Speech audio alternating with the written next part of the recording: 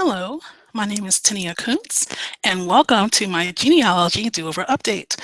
I thought it would be a cool idea to do a short video to share my update for this year or for the past year rather than a traditional blog post. So hopefully you'll find this interesting as I share more about where I'm at and how I go about my process. Now I'm going to try and share my screen, so bear with me 1 second while I see if I cannot get this presentation to load for you so I can go through a few slides.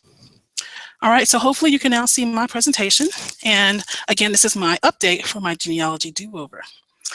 What is the genealogy do-over? Well, if you're listening to this video, you probably know what it is, but just in case you don't, last year I joined Thomas McKenty and many other genealogy bloggers I was going to say, but genealogists in committing to take a brand new look at how they approach their research. The Genealogy Do-Over is an opportunity to start anew and to revisit our research processes so that we can build a better foundation for our genealogy and family history research. Now, I'm taking a bit of a different spin from my Genealogy Do-Over, and rather than starting from scratch completely and disregarding my previous research, my do-over is a commitment to ensure that I have my family history represented in Family Search Family Tree's platform, because through that platform, I'm able to broadly share my research and put it out there for others to access and use and see. So my approach this year has been to go very methodically through my tree and put my information there. Now, since I made this commitment last year and blogged about it on my genealogy blog, I to date have matched 113 individuals to the Family Search Family Tree. I'm able to know this number because I use Roots Magic as one of the ways, as the way I interface with the Family Search Family Tree website. Through Roots Magic's Family Search Central dashboard, I'm able to see exactly what percentage of my database is matched to the Family Search Family Tree. So as you can see here, I have 113 individuals matched out of my database of more than 5,300 people. Now, I don't worry about the numbers, I worry about the quality. So seeing that 5,300 doesn't really faze me too much because I know there's a lot of work that goes into just those 113 people that are synced. Now, since I did my original blog post last year, I've received several inquiries on how I am going about my do-over and the steps that I go through. So I thought it would be interesting for others for me to share what I do. So the first step when I started this do-over was to move my records from my personal website into Roots Magic. Now on my personal website, I use TNG, the next generation of genealogy site building software, to build my website and to store my family history research online. This is still the primary way I work on my family history. I have my information on my website so that I can easily access it from anywhere and make edits and make changes and work on the family tree. But I needed to import it into Roots Magic to make the process of working with Family Search Family Tree easier. So I used the export feature to do that. Once these individuals in my database were in Roots Magic, I then used the groups function to label everyone as not reconciled with my TNG database. By using this groups function, it gives me another way to help me make sure that I eventually get all my information matched up between what's in Roots Magic and what's on my personal website. And then Roots Magic helps me ensure what's in Roots Magic is the same as what's on the Family Search Family Tree website. So once I've gone through the process that I'll show you in a few minutes, I can move this person from not reconciled to reconciled. Once they are reconciled, I can then sync them to the Family Search Family Tree. Roots Magic has great tools for this, and I've used the red arrow to show the blue icon that you can click and then start the process for matching this person to the Family Search Family Tree. But there is more to this process than just clicking the button. As I said, I go through a process of reconciliation, and it is this reconciliation that gives me the opportunity to revisit the information that I have for any one particular person.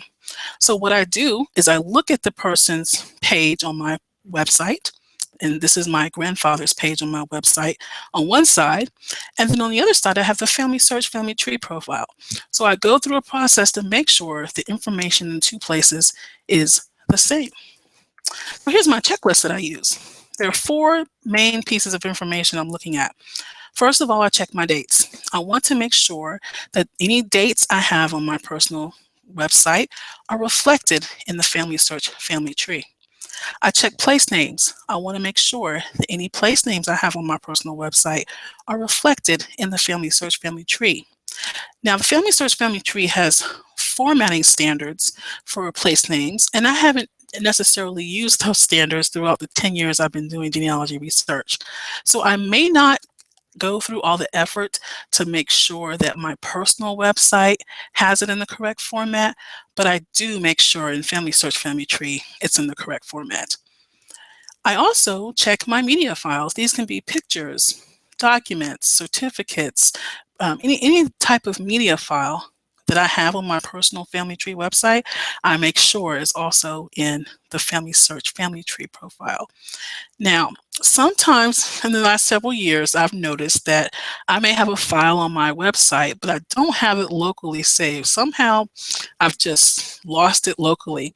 So I make sure as a first step to make a copy of that file on my local storage, which I use Google Drive, which is cloud storage, and I also back up Google Drive.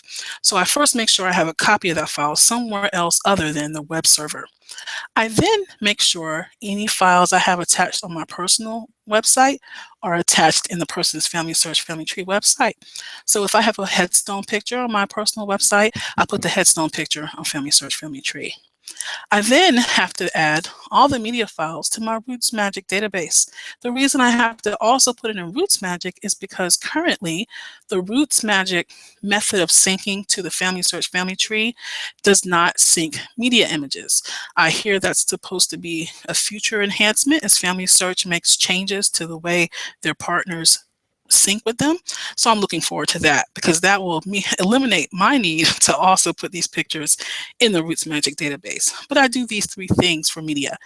I make sure I have a local copy, I make sure it's on the Family Search profile, and I make sure it's in the Roots Magic database. And then I check my source citations. So any sources that I've listed on my personal website, I also make sure are listed in the Family Search Family Tree profile. Once I have completed this checklist, I then go about syncing that person in Roots Magic against the Family Search Family Tree. And Roots Magic makes it easy to see where your entries are the same, as shown in green, and where they are different, which is shown in yellow.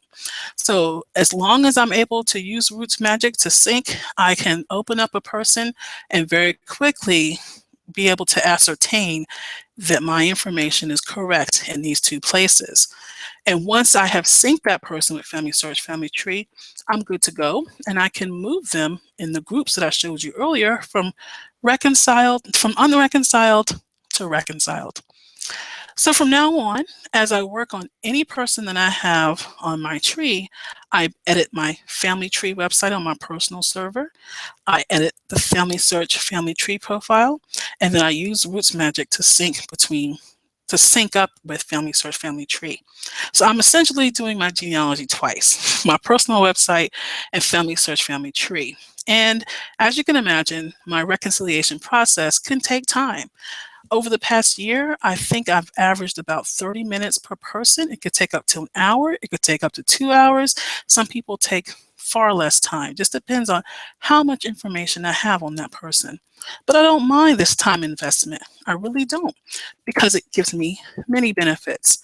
It allows me to be deliberate, intentional, and purposeful as I look at each person in my family tree, and I'm able to take a new look at what I've done in the past on this individual and make guidelines for myself on what to do next. I'm sharing my information through Family Search Family Tree.